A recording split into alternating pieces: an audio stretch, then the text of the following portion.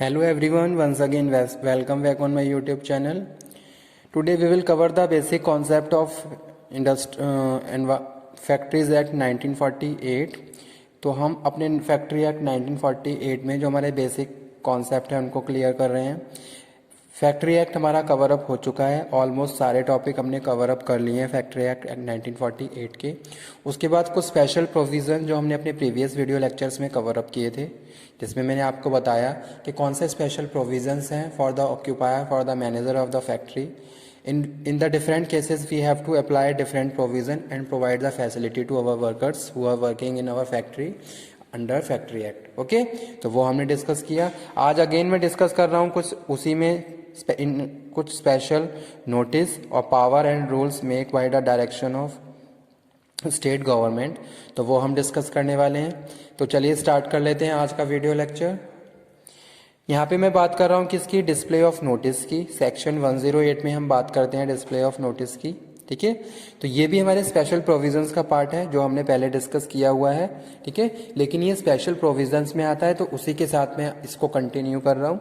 Display of notice under section 108। तो simply मैं आपको बता दूं, अगर आपकी ऑर्गेनाइजेशन, आप कोई फैक्ट्री चला रहे हो तो उसमें जो भी इंफॉर्मेशन है, the information which are related to your workers, their workers practices, that information you must be provide to your all workers who are under factory register. तो आपकी फैक्ट्री में जितने भी वर्कर्स काम कर रहे हैं उन सभी वर्कर्स को आपको नोटिस प्रोवाइड करवाना है। ठीक है, means to say there must be display of notice in your notice board. ठीक है, आपकी फैक्ट्री में वो नोटिस बोर्ड पे डिस्प्ले होना बहुत ज़्यादा ज़रूरी है। तो वो चीज़ यहाँ पे हम बात कर रहे हैं। कोई भी इंफॉर्मेशन जो वर्कर से रिलेटेड है, फैक्ट्री से रिलेटेड है, कोई भी अमेंडमेंट, कोई भी अल्ट्रेशन अंडर फैक्ट्री एक्ट 1948 या फिर किसी भी प्रोविज़न में या फिर कोई डे टू डे प्रैक्टिसेस, कुछ भी इंफॉर्मेशन जो आपकी फैक्ट्री से रिलेटेड है, जो एम्प्लॉयर और एम्प्लॉय के पॉइंट ऑफ व्यू से इम्पॉर्टेंट है, वो इंफॉर्मेशन आपको अपने फैक्ट्री के नोटिस बोर्ड पे डिस्प्ले करनी बहुत ज़्यादा ज़रूरी है। तो स्टूडेंट वही यहाँ पे हम बात कर रहे थे इस टॉपिक में, डिस्प्ले ऑफ नोटिस, जिसको हम सेक्शन 108 में काउंट करते हैं। A notice containing abstract of this act and rules made they are made under also the name and address of the inspector and the certified surgeon। ठीक है, तो ये तो हम यहाँ पे अभी आगे डिस्कस करेंगे। उससे पहले हमने बात करी उस इन्फॉर्मेशन की जो भी अभी कुछ अमेंडमेंट हुए हैं, कुछ अल्ट्रेशन हुए हैं, वो सभी इन्फॉर्मेशन आप अपने वर्कर्स को प्रोवाइड करवाएंगे। जैसे कि मैं बात करूँ रिवाइज वेज की, आपने देखा होगा वेजेस रिवाइज किए जाते हैं। तो जो भी वेजेस रिवाइज किया जाता है, जिस भी कैटेगरी में वेज रिवाइज किया गया है, ये मैं एग्जांपल कोट कर रहा हूँ, that information must be provide to your workers. ठीक है, तो इस तरीके से जो भी इंफॉर्मेशन है वो आप अपने वर्कर्स को प्रोवाइड करवानी है। As well as the information which are related to your factory practices, जैसे कि फैक्ट्री चीफ इंस्पेक्टर का नेम, उसका address, you must be display on your notice board. You have to display also the certified surgeon. ठीक है, certified surgeon का जो भी नाम है, उसकी क्या क्वालिफिकेशन है और आपने उसको सर्टिफाइड किया हुआ है, वो सारी इंफॉर्मेशन आपके नोटिस बोर्ड पे होनी चाहिए। Third thing, information must be in English. Okay, shall be in English as the majority of the workers understandable language. ठीक है, पहली चीज, एक तो आपको वो इंफॉर्मेशन इंग्लिश में प्रोवाइड करवानी है और उसी के साथ साथ आपको इस चीज़ का भी ध्यान रखना है कि वो इन्फॉर्मेशन उस लैंग्वेज में डिस्प्ले होनी चाहिए जिस लैंग्वेज में वर्कर्स अंडरस्टैंडेबल कर पा रहे हैं, यानी कि मेजॉरिटी ऑफ वर्कर्स उसको अंडरस्टैंड कर पा रहे हैं। ठीक है, यानी कि अगर मैं अपने एरिया की बात करता हूं तो जैसे अगर हम वर्कर्स के पॉइंट ऑफ व्यू से बात करते हैं, दे आर अंडरस्टैंडेबल इन हिंदी, तो जितनी भी हमने इन्फॉर्मेशन है, जो भी नोटिस है, वो हिंदी में आपको अपने वर्कर्स को नोटिस बोर्ड पे डिस्प्ले जरूर करना है। ठीक है, यानी कि उनके कन्वीनियंसी के हिसाब से भी हमें ये सारी इन्फॉर्मेशन अपने वर्कर्स को प्रोवाइड करवानी है।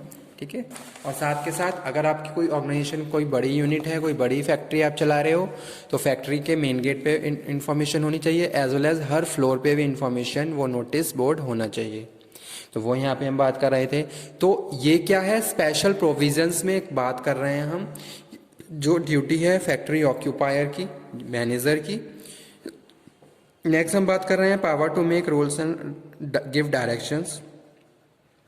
तो जो यहाँ पे जो हम पावर की बात कर रहे हैं, जैसे कि जो भी अमेंडमेंट है, जो भी चेंजेस हैं, that power is known as section 112 the state government may make rules providing any matter which may be discovered expedient और order to give effect the purpose of the act. ठीक है, यानी कि कोई भी चेंजेस, कोई भी रिक्वायरमेंट, वो स्टेट गवर्नमेंट के पास अथॉरिटी है कि वो उसको कोई भी अगर फैक्ट्री एक्ट में कोई भी चेंजेस करना है तो वो पावर किसके पास है? स्टेट गवर्नमेंट के पास। ठीक है, तो वो यहाँ पे हम बात कर रहे हैं। As well as section 113 the central government may also give direction to state government as to carrying to the execution of provision of act। ठीक है, सेंट्रल गवर्नमेंट क्या कर रहा है? सेंट्रल गवर्नमेंट के पास भी अथॉरिटी है, पावर है। Central government will give the direction to state government and state government apply and implement that policy and procedure in all the areas of factories, यानी कि उस स्टेट में जितनी भी फैक्ट्रीज हैं फिर उसके द्वारा वहाँ पे उन चीज़ों को इम्प्लीमेंट किया जाएगा और उसका वेरिफिकेशन किया जाता है। ठीक है, तो वो यहाँ पे हम बात कर रहे हैं। और सेक्शन 115 में हम बात कर रहे हैं पब्लिकेशंस की, जो ऑफिशियल गजेट पब्लिश होती है। ठीक है, तो वो यहाँ पे हम बात कर रहे हैं स्टूडेंट अंडर सेक्शन 113। तो स्पेशल प्रोविजन में हमने बात करी थी power to apply act to certain premises. कुछ स्पेशल प्रोविजंस हैं जहां ये एक्ट को हम अप्लाई कर सकते हैं, तो वो यहाँ पे हमने बात करी थी। ठीक है, dangerous operations you have to clarify. अगर आपकी फैक्ट्री, अगर आप कोई फैक्ट्री चला रहे हो, कोई डेंजरस, कोई हैजार्डस प्रोसेस को कर रहे हो, तो वहाँ पे हर इंफॉर्मेशन प्रॉपर डिस्प्ले होनी चाहिए। ठीक है, कोई भी हजार्डस वर्क उसको किस तरीके से किया जाना है, वहाँ पे कौन कौन से प्रिवेंटिव एक्शन लेने हैं, वो सारी चीज़ें प्रॉपरली, सेफ्टी मेजर्स वहाँ पे होने चाहिए, वर्कर्स को प्रॉपरली इंस्ट्रक्शन बोर्ड वहाँ पे होने चाहिए।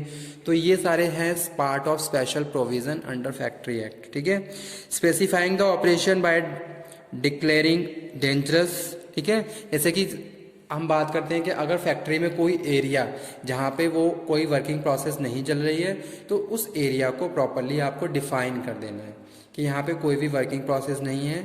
ठीक है, कोई भी वहाँ पे प्रॉपरली इंस्ट्रक्शन लगा देने हैं। जैसे आप, जैसे सपोज कोई इंसिडेंट हो गया तो वो एरिया आपने वहाँ पे सील कर दिया है। जैसे कहीं आप कोई केमिकल, आपकी फैक्ट्री में किसी प्रोसेस में कोई केमिकल यूज़ हो रहा है, लेकिन केमिकल की वजह से किसी वर्कर को कोई इंजरी हो गई है, तो यानी कि पहला क्या हुआ, एक इंसिडेंट हुआ, you have to convey to your authority also, first thing. Second thing, वो एरिया आपको वहाँ पे क्या कर देना है, सील कर देना है, ताकि अदर वर्कर्स वहाँ पे ना जाएं और वहाँ पे कोई भी इंसिडेंट ना हो। ठीक है, जैसे कि मैं एग्जांपल कोट करता हूँ पॉलिश एरिया का। कुछ मेटल वगैरह पॉलिश किया जाता है, पॉलिश मतलब कोई मशीन है वहाँ से उसको रब करके और ज़्यादा उसको फिनिश किया जा रहा है। तो आपने देखा होगा पॉलिश एरिया में बहुत ज़्यादा फ्यूम्स उड़ते हैं। ठीक है, यानी कि वहाँ पे हेल्थ इश्यूज़ का प्रॉब्लम भी बहुत ज़्यादा रहता है, क्योंकि वर्कर्स के पूरे फेस पे, पूरे पे पॉलिश के जो भी मेटल है उसके फ्यूम्स उड़ उड़ के पूरे फेस पे कवर अप हो जाते हैं। तो वो यहाँ पे स्टूडेंट हम बात कर रहे हैं। ठीक है, अब इस केस में प्रॉपरली सेफ्टी मेजर्स आपको देने हैं, प्रॉपर इंस्ट्रक्शन वहाँ पे लगाने हैं, और साथ के साथ जो वर्कर्स उस एरिया से बिलोंग करते हैं जहाँ पे उनका काम है, वो उन लोगों की वहाँ एंट्री होगी। अदरवाइज किसी वर्कर्स की वहाँ पे, अदर जो उस एरिया, उस वर्क को बिलोंग नहीं करते हैं, उनकी एंट्री वहाँ पे नहीं की जाएगी। तो इन सब चीज़ों की इंश्योरिटी आपको रखनी है, आपका सुपरवाइजर जो भी वहाँ पे सुपरवाइज कर रहा है उसको रखना है। ठीक है, साथ के साथ वहाँ पे बहुत सारे सेफ्टी इक्विपमेंट्स भी लगे होने चाहिए ताकि फ्यूम इस तरीके से ना उड़े और जो वर्कर के ब्रीथिंग के साथ उनके अंदर ना जाए। तो ये स्पेशल प्रोविजंस हैं डेंजरस ऑपरेशंस के लिए जो हम बात कर रहे हैं अंडर सेक्शन 87। नेक्स्ट हम बात कर रहे हैं providing periodical medical examination of the person employ. जैसे कि कुछ स्पेसिफिक एरिया जहाँ वर्कर्स काम कर रहे हैं तो उनकी फिटनेस का सर्टिफिकेट आपके पास होना चाहिए। तो वो चीज़ यहाँ पे हम बात कर रहे हैं प्रोवाइडिंग पीरियोडिकल मेडिकल एग्जामिनेशन, और वो चीज़ कौन करेगा, फैक्ट्री ऑक्यूपायर या फैक्ट्री मैनेजर। ठीक है, तो उसकी रिस्पॉन्सिबिलिटी है। तो वो क्या करेगा, उनका चेकअप करवाएगा, उनके फिटनेस सर्टिफिकेट को वेरीफाई करेगा, तब जाके उनको अपने रिकॉर्ड में भी रखेगा और वर्कर्स आपकी फैक्ट्री में काम कर सकते हैं। ठीक है, तो वो यहाँ पे हम बात कर रहे हैं प्रोवाइडिंग पीरियोडिकल मेडिकल एग्जामिनेशन, यानी कि एक टाइम के बाद, जैसे 6 मंथ बाद आपने क्या करा, उनका मेडिकल चेकअप करवा लिया कि उनको कोई प्रॉब्लम तो नहीं हो रही, कोई हेल्थ इश्यूज़ तो नहीं हो रहे हैं उनको, या अगर इस तरीके की कोई प्रैक्टिसेस आपके सामने आई है तो आप प्रॉपर वहाँ पे एक्शन लेंगे ताकि वर्कर्स को कोई प्रॉब्लम ना हो, उनकी हेल्थ के साथ कोई भी यहाँ पे कॉम्प्रोमाइज़ नहीं होना चाहिए। तो वो यहाँ पे हम बात कर रहे हैं, ठीक है। उसके बाद हम बात कर रहे हैं under special provision providing protection to all workers employ in manufacturing process और ऑपरेशंस, ठीक है। उसी के साथ साथ अदर मैन्युफैक्चरिंग प्रोसेस या अदर जो वर्किंग प्रोसेस में जो भी वर्कर्स काम कर रहे हैं उनको भी आपको प्रॉपर प्रोटेक्शन प्रोवाइड करनी है, ठीक है। जैसे कि प्रॉपर उनके पास पीपीई होनी चाहिए, ठीक है, सेफ्टी मेजर्स होनी चाहिए। एक टाइम के बाद आप प्रॉपर ट्रेनिंग, एक कमेटी बनी हुई है, कमेटी वहाँ पे कमेटी जुड़ रही है, लोग आपस में डिस्कशन कर रहे हैं, उनको प्रॉपर ट्रेनिंग दी जा रही है, ठीक है। कोई नया टास्क आप अडॉप्ट कर रहे हो, कोई नई मशीन आप इंस्टॉल कर रहे हो, तो प्रॉपर ट्रेनिंग के बाद आप उनको ऑपरेट करने के लिए दे रहे हो। तो ये सारे सेफ्टी मेजर्स उनके हेल्थ के बारे में, उनके वेलफेयर के बारे में आपको ध्यान रखना है और वो सारी चीज़ें आपको उनको प्रोवाइड करवानी है जो स्पेशल प्रोविजंस का पार्ट होती हैं। Providing restricting specific material in the connection with the medical और द मैन्युफैक्चरिंग प्रोसेस, ठीक है। तो आप जो भी आप रॉ मटेरियल यूज़ कर रहे हो वो स्पेसिफिक, कुछ ऐसा स्पेसिफिक नहीं होना चाहिए जिससे वर्कर्स को हार्म हो, तो वो यहाँ पे हम बात करें। तो स्टूडेंट ये थे कुछ special provisions under factory act 1948। We must be apply these all provisions in our factories and which is very important for the workers also, because हम क्या कर रहे हैं, we are running the factory and we must be apply these provisions and providing the health safety welfare health regarding protection, safety regarding protection, as well as the welfare we have to provide to all the workers. These all are related to our country, ठीक है। तो कहीं ना कहीं ये सारी चीज़ें हमें अप्लाई करनी है, तब जाके हम अपनी फैक्ट्री को चला सकते हैं और अपने जो भी हमारी फैक्ट्री है उसके फंक्शंस को परफॉर्म कर सकते हैं। तो आज का टॉपिक हमारा फिनिश हुआ और आज के टॉपिक के साथ हमने आज फिनिश किया हमारा फैक्ट्री एक्ट 1948। किसी भी टॉपिक में कोई प्रॉब्लम हो स्टूडेंट तो आप मुझे डिस्कस करिए, मुझे बताइए, ताकि मैं दोबारा से उसको डिस्कस करूं और फिर नेक्स्ट या फिर नेक्स्ट लेक्चर हम अपना नया सेकंड यूनिट स्टार्ट करेंगे, ठीक है। Thank you very much.